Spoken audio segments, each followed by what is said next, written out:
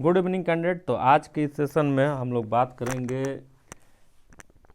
UPNHM STS से का जो लगातार जो है क्लास 35 है और एग्ज़ाम जो है 13 मार्च को होने वाला है। तो उसके रिगार्डिंग जो है लगातार आपको क्लास प्रोवाइड किया जा रहा है ताकि जो है आपका एग्ज़ाम में अच्छा परफॉर्मेंस हो और सिलेक्शन कंफर्म हो।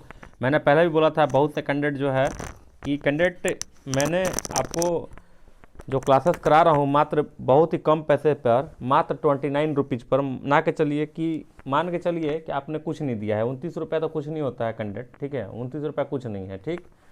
तो बस इसलिए कि कैंडिडेट आपको मतलब सीरियस होकर पढ़ाई करे, आपका एग्ज़ाम निकल जाए, ठीक है। इसके लिए लगातार हम लोग प्रयासरत हैं और आपको पूरा सिलेबस दिया गया है। सिलेबस के अकॉर्डिंग बार बार बोला जा रहा है कि सिलेबस के अकॉर्डिंग आप प्रिपरेशन कीजिए, सिलेबस के अकॉर्डिंग प्रिपरेशन कीजिए।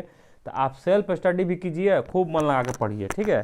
तो चलिए हम लोग आज का सेशन शुरू करते हैं। तो पिछले सेशन में हम लोग ने क्या देखा था, हम लोग ने पिछले सेशन में जो टॉपिक देखा था उस पर मैं पहले जिक्र करूंगा कि हम लोग ने पिछला टॉपिक क्या देखा था। हम लोग ने पिछला टॉपिक जो है जीका वायरस के बारे में जिक्र किया था, ठीक है। जीका वायरस के बारे में जिक्र किया था कि जीका वायरस कैसे होता है, कैसे फैलता है, क्या इसका शुरुआती लक्षण है, ठीक है, कैसे कैसे इसके बचने से, इस जीका वायरस से बचने का तरीका क्या है, इस सब के बारे में हम लोग ने जिक्र किया था।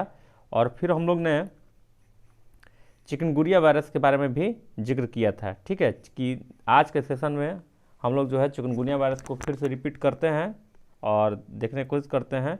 तो देखिए आज का सेशन जो है वो चिकनगुनिया वायरस है और इसमें आपको पहला पॉइंट है, इसको देखिएगा, पॉइंट वाइज मैंने नोट डाउन कर दिया है ताकि आपको जो है आसानी हो। तो पहले भी मैंने बताया था कि आपको जो है 4 टॉपिक को पढ़ लेना है इसमें, ठीक है। और कौन कौन टॉपिक है उसके बारे में मैंने जिक्र किया था। फिर से मैं रिवीजन तो आपको करा ही दूंगा, लेकिन आपको कोशिश करना होगा कि लगातार उस टॉपिक को ध्यान में रखकर ही प्रिपरेशन आपको करना है, ठीक है।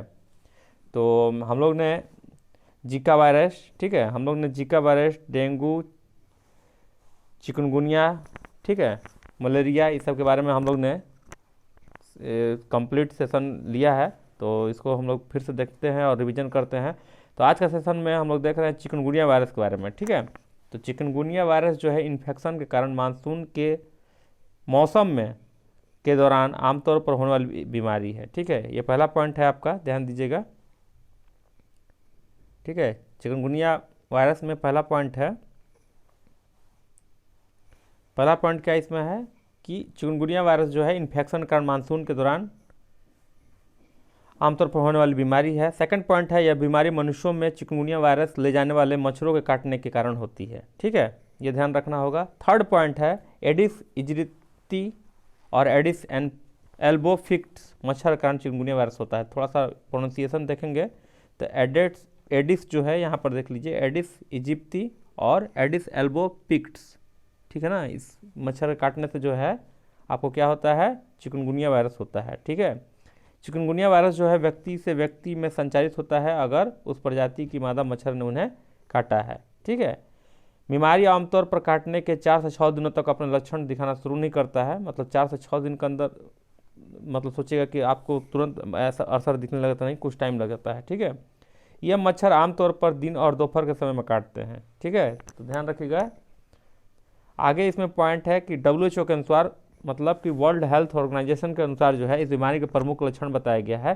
पहला है अचानक बुखार, दूसरा है हड्डियों में दर्द, तीसरा है मांसपेशियों में दर्द, चौथा है सिर दर्द, पांचवा पॉइंट है नौसिया और छठा पॉइंट है थकान। तो ये जो पॉइंट सब है वो आपको चिकनगुनिया से संबंधित है, ठीक है।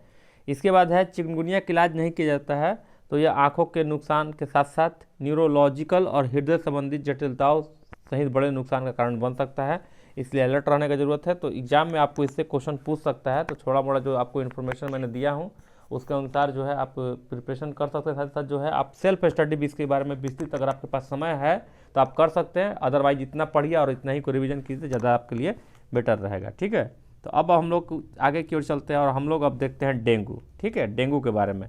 तो थोड़ा सा विस्तृत जानकारी दे देते हैं डेंगू के बारे में, चूँकि आपका एग्ज़ाम के व्यू से ये महत्वपूर्ण है। तो इसको हम लोग चलते हैं और PPT तैयार किया गया उस पर हम लोग देखते हैं। तो सीधे मैं PPT पे लेके चलता हूँ।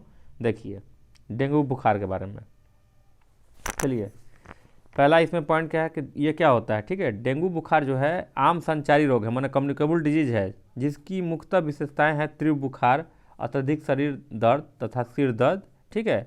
यह एक ऐसी बीमारी है जो काफ़ी होती है और समय समय पर इसे महामारी के रूप में देखा जाता है, ठीक है। 1996 में दिल्ली और उत्तर भारत के कुछ भागों में इसकी महामारी फैली थी, ध्यान रखिएगा। वयस्कों के मुकाबले बच्चों में इस बीमारी की तीव्रता अधिक होती है डेंगू बुखार में, ठीक है। यह बीमारी जो है यूरोप महाद्वीप को छोड़कर पूरे विश्व में होती है तथा काफ़ी लोगों को प्रभावित करती है। उदाहरण के तौर पर एक अनुमान है कि प्रतिवर्ष पूरे विश्व में लगभग 2 करोड़ लोगों को डेंगू बुखार होता है, ठीक है। तो ये बहुत ही महत्वपूर्ण डाटा है जो आपको ध्यान में रखना होगा और उसके अनुसार जो है आपको तैयारी करना होगा, ठीक है। यह किस कारण से होता है, जो डेंगू होता है वो किस कारण से होता है, तो डेंगू वायरस जो है वो विषाणु द्वारा होता है। इसके 4 विभिन्न प्रकार के टाइप होते हैं, टाइप 1, 2, 3 और 4, ठीक है। ध्यान रखिएगा, पूरी विस्तृत जानकारी दे रहे हैं ताकि आपको कोई एग्जाम में एक भी क्वेश्चन नहीं छूटे, ठीक है। आगे चले हम लोग। आम भाषा में इस बीमारी को हड्डी तोड़ बुखार कहा जाता है क्योंकि इसके कारण शरीर व जोड़ों में बहुत दर्द होता है, ठीक है। डेंगू कैसे फैलता है, देखिए ये आपका एक पॉइंट है। मलेरिया की तरह डेंगू बुखार भी जो है मच्छर काटने से फैलता है। इन मच्छरों को एडिज मच्छर कहते हैं, ठीक है ना, जो काफ़ी ढीठ व सासी मच्छर हैं और दिन में भी काटते हैं, ठीक है, समझ सकते हैं। भारत में यह रोग बरसात के मौसम में तथा उसके तुरंत बाद के महीने अर्थात जुलाई से अक्टूबर में सबसे अधिक होता है, ठीक है, ये पूछ सकता है। डेंगू बुखार जो है से पीड़ित रोगी के रक्त में डेंगू वायरस काफ़ी मात्रा में होती है। जब कोई एडिज मच्छर डेंगू के किसी रोग को काटती है, डेंगू किसी रोगी को काटती है तो उस रोगी का खून चूसता है, ठीक है ना। खून के साथ डेंगू वायरस भी मच्छर के शरीर में प्रवेश कर जाता है, ठीक है। मच्छर के शरीर में डेंगू वायरस का कुछ और दिनों तक विकसित होता है। जब डेंगू वायरस युक्त मच्छर किसी अन्य स्वस्थ व्यक्ति को काटता है तो वह डेंगू वायरस को उस व्यक्ति के शरीर पर पहुंचा देता है। इस प्रकार वह व्यक्ति जो है डेंगू वायरस से संक्रमित हो जाता है तथा कुछ दिनों के बाद उसमें डेंगू बुखार रोग के लक्षण प्रकट हो सकते हैं। तो निश्चित रूप से कम्युनिकेबल डिजीज है, ठीक है। हम लोग डेंगू के बारे में जानकारी प्राप्त कर रहे हैं और आगे हम लोग चलते हैं। आगे हम लोग देखें संक्रामक काल, मतलब इसका इंक्यूबेशन पीरियड इंग्लिश में बोलते हैं, कितने दिन होता है इंक्यूबेशन पीरियड, ठीक है। संक्रामक काल इंक्यूबेशन पीरियड हम लोग देख लें, महत्वपूर्ण है, एग्जाम में पूछता है, ठीक है। तो इसमें देखिए जिस दिन डेंगू वायरस से संक्रमित कोई मच्छर किसी व्यक्ति को काटता है तो उसका लगभग 3 से 5 दिनों बाद ऐसे व्यक्ति में डेंगू बुखार के लक्षण प्रकट हो सकते हैं, ठीक है। ऐसा नहीं कि तुरंत काट दिया तो तुरंत आपको जो है साइन सिम्टम्स दिखना लगे, ठीक है। यह संक्रामक काल 3 से 10 दिनों तक भी हो सकता है, ठीक है। डेंगू बुखार के लक्षण आगे जो हम लोग देखेंगे वो डेंगू बुखार के लक्षण के बारे में है। तो लक्षण इस बात पर निर्भर करेगा कि डेंगू बुखार किस प्रकार का है। डेंगू बुखार 3 प्रकार का होता है, ध्यान रखिएगा, बहुत इंपॉर्टेंट है, ठीक है। हाँ चलिए, तो पहला जो है क्या है क्लासिकल, जिसे साधारण डेंगू बुखार बोलते हैं। दूसरा जो है डेंगू हेमरेजिक बुखार, जिसे शॉर्ट में DHF बोलते हैं। थर्ड जो है डेंगू शॉक सिंड्रोम, जिसे शॉर्ट में DSS कहते हैं, ठीक है। क्लासिकल साधारण डेंगू बुखार एक स्वयं ठीक होने वाली बीमारी है तथा इससे मृत्यु नहीं होती है। लेकिन यदि DHF मतलब क्या, डेंगू हेमरिक बुखार या डेंगू हेमरेजिक बुखार कह सकते हैं DHF, तथा DSS मतलब डेंगू शॉक सिंड्रोम का तुरंत उपचार नहीं किया गया तो वह जानलेवा सिद्ध हो सकता है, ठीक है। ये बहुत इंपॉर्टेंट पॉइंट है, ध्यान रखिएगा। इसलिए पहचानना अत्यंत महत्वपूर्ण है कि साधारण डेंगू बुखार है या DHF अथवा DSS है, मतलब किस टाइप का डेंगू बुखार है। डेंगू बुखार तो हो गया लेकिन किस टाइप का है उसके बारे में। निम्नलिखित लक्षणों से इन प्रकार को पहचानने में काफ़ी सहायता मिलेगी, ठीक है। क्लासिकल मतलब साधारण डेंगू बुखार रहेगा तो उसमें क्या होगा, ठंड लगने के साथ अचानक तेज बुखार चढ़ना, ठीक है। सिर मांसपेशियों तथा जोड़ों में दर्द होना, आँखों के पिछले भाग में दर्द होना जो आँख को दबाने या हिलाने से और भी बढ़ जाता है, ठीक है। अत्यधिक कमजोरी लगना, भूख में बेहद कमी तथा जी मितलाना, ठीक है। मुंह के स्वाद का खराब होना, ये सब क्या है जो साधारण डेंगू होते हैं, साधारण जिसे क्लासिकल डेंगू बुखार बोलते हैं, उसमें ये सब आता है साइन सिम्टम्स, ठीक है। आगे हम लोग चले। गले में हल्का सा दर्द होना, रोगी बेहद दुखी तथा बीमार महसूस करता है। शरीर पर पीले दोदरे हो जाते हैं, मतलब रेशे का होना, शरीर पर लाल गुलाबी दोदरे निकल जाते हैं। चेहरा, गर्दन और छाती पर विसरित डिफ्यूज दोनों की तरह के दोदरे हो सकते हैं। बाद में दोदरे और भी स्पष्ट हो जाते हैं। तो ये सब लक्षण है, ठीक है। साधारण क्लासिकल डेंगू बुखार की अवधि लगभग 5 से 7 दिन तक रहती है और रोगी ठीक हो जाता है। अधिकतर मामलों में रोगियों का साधारण डेंगू बुखार ही होता है। ठीक है, मतलब जनरली जो है सबको साधारण डेंगू बुखार ही होता है, लेकिन आगे कर देखें हम लोग तो डेंगू हेमरेजिक बुखार, जिसे शॉर्ट में DHF बोलते हैं। ठीक है, समय कम है इसलिए मैं जल्दी जल्दी इसको कंप्लीट करने की कोशिश करता हूँ ताकि आपका सिलेबस पूरा कवर हो जाए। यदि साधारण क्लासिकल डेंगू बुखार के लक्षण के साथ साथ निम्नलिखित लक्षणों में से एक भी लक्षण प्रकट होता है तो उसे DHF होने का शक होना चाहिए, मतलब डेंगू हेमरेजिक बुखार। ठीक है, तो इसमें क्या होगा, रक्तस्राव हेमरेज होने के कारण। ठीक है, नाक मसूड़ों से खून जाना, शौच या उल्टी में खून आना, त्वचा पर गहरे या नीले काले रंग के छोटे या बड़े चिकते पड़ जाना आदि रक्तस्राव मतलब हेमरेज के लक्षण हैं। ठीक है, यदि रोगी को किसी स्वास्थ्य कर्मचारी द्वारा टॉर्निकेट टेस्ट किया जाता है तो वह पॉजिटिव पाया जाता है तो प्रयोगशाला में कुछ रक्त परीक्षणों के आधार पर DHF के निदान की पुष्टि की जाती है। तो ये आपका एक यहाँ से टेस्ट का भी नाम आया और उसको याद रखिएगा, टॉर्निकेट टेस्ट। ठीक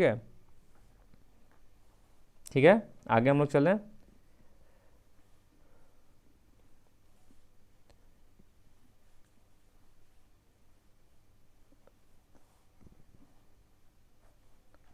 चलिए, तो आगे जो है पॉइंट डेंगू शॉक सिंड्रोम्स। ठीक है, डेंगू शॉक सिंड्रोम्स इसे शॉर्ट में DSS बोलते हैं।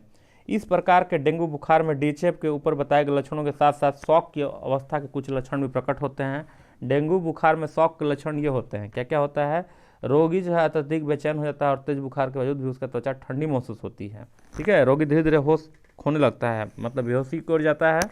ठीक है नेट, यदि रोगी को नाड़ी देखी जाए तो वह तेज और कमजोर महसूस होती है। रोगी का रक्तचाप ब्लड प्रेशर कम होने लगता है। ठीक है, ये सब जो है इसमें लक्षण है। उपचार क्या होता है, यदि रोगी को साधारण मतलब क्लासिकल डेंगू बुखार है तो उसका उपचार और देखभाल घर पर की जा सकती है। चूँकि वह स्वयं ठीक होने वाला रोग है इसलिए केवल लाक्षणिक उपचार ही चाहिए। उदाहरण के तौर पर स्वास्थ्य कर्मचारी की सलाह के अनुसार पैरासीटामोल की गोली या शरबत लेकर बुखार को कम रखिए। ठीक है, रोगी को डिस्प्रिन या एस्प्रिन कभी नहीं देना चाहिए। यदि बुखार जो है 102 डिग्री फ़ारेनहाइट से अधिक हो तो बुखार को कम करने के लिए हाइड्रोथेरेपी जल चिकित्सा करें। ठीक है, सामान्य रूप से भोजन देना जारी रखें।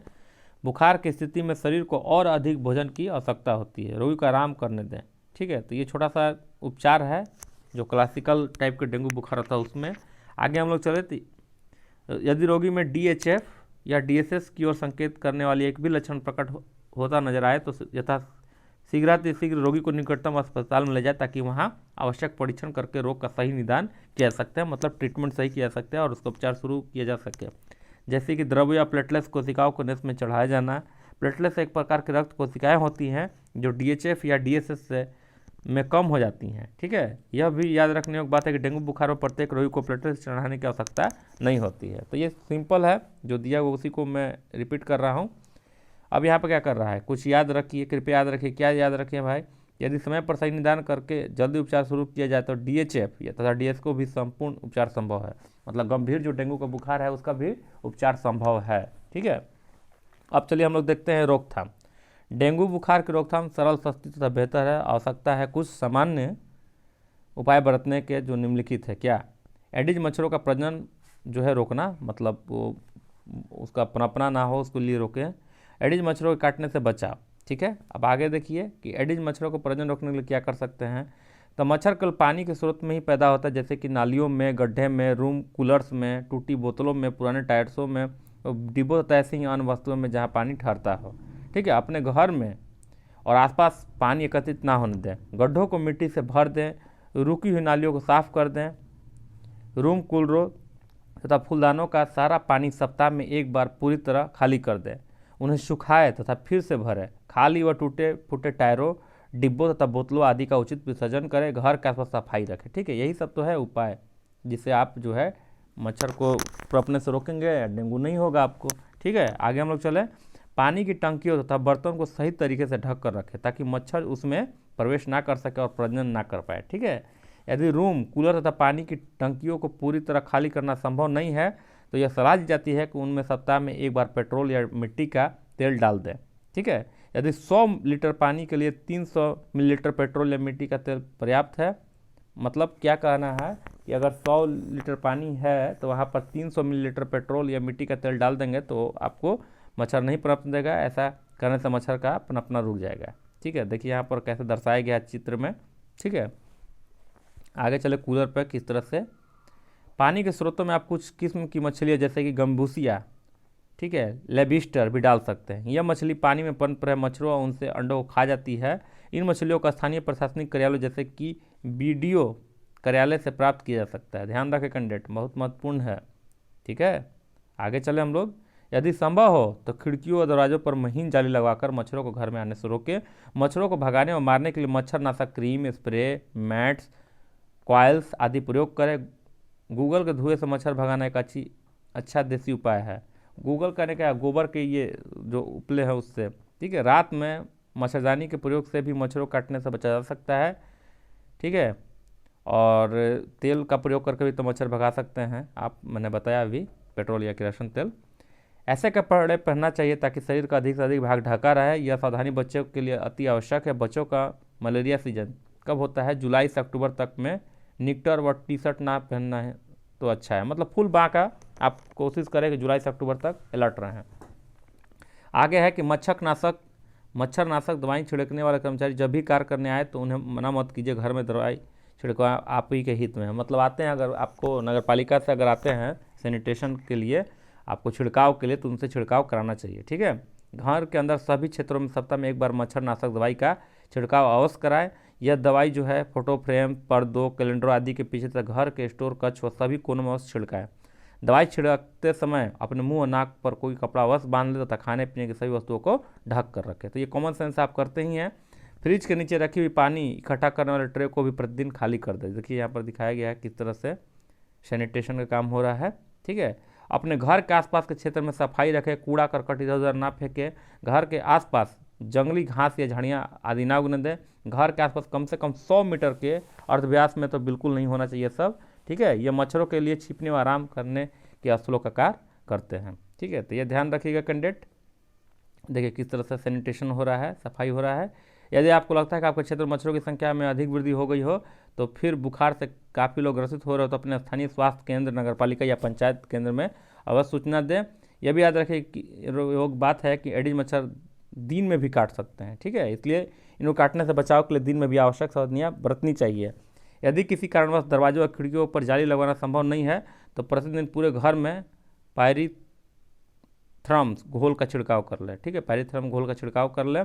डेंगू बुखार जो है सर्वाधिक रूप से जुलाई के से अक्टूबर माह के बीच की अवधि में होता है, क्योंकि इस मौसम में मच्छरों के पनपने के लिए अनुकूल परिस्थितियाँ होती हैं। इसलिए इस मौसम में हर सावधानी बरतनी चाहिए। बरसात होता है भारत में ये सीजन में, तो निश्चित रूप से ऐसा होता है। ठीक है, अंत में एक सलाह और कि डेंगू बुखार से ग्रस्त रोगी को बीमारी के शुरू के 6 से 7 दिनों में मच्छरदानी से ढके हुए बिस्तर पर ही रखें ताकि मच्छर उस तक ना पहुंच जाए।